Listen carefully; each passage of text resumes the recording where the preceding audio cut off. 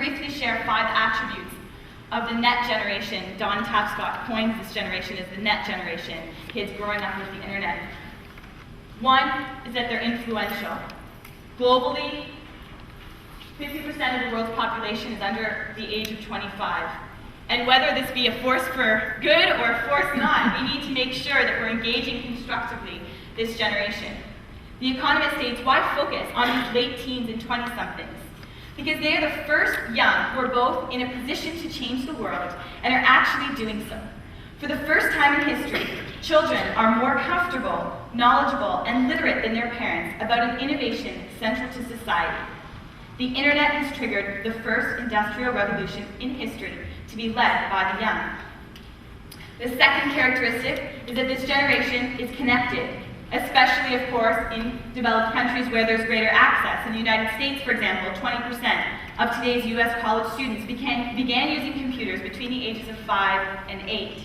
And the interesting thing is that there's a huge level of enthusiasm for it. A global study indicates that the attitude towards technology is a lot more enthusiastic at a younger age.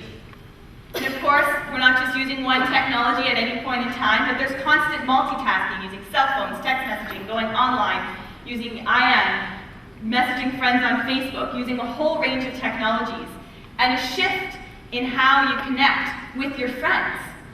The concept of social networks are rising, and we're moving from the past where your friends were in your school, your neighborhood, to being very virtual, where before it was about conforming, and now it's about linking individuals in a more flexible and open environment.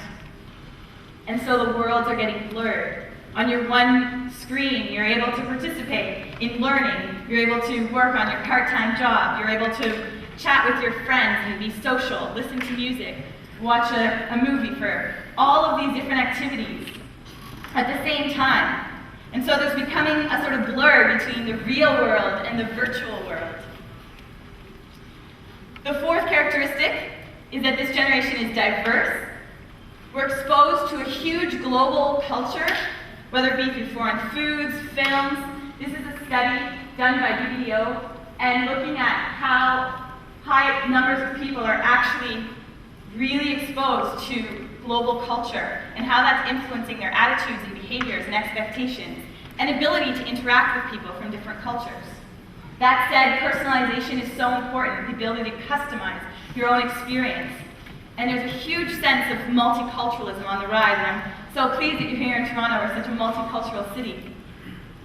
The next characteristic is enabled.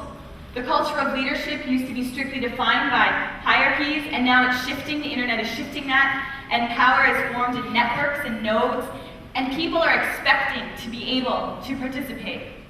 So the role of a citizen, of a young person, went from simply being the sort of student, citizen, employee, and consumer, consuming that knowledge, and we're shifting from being passive to being more active, to being community leaders, mentors, sources of creativity and entrepreneurial spirit, and being co-creators of interactive experiences.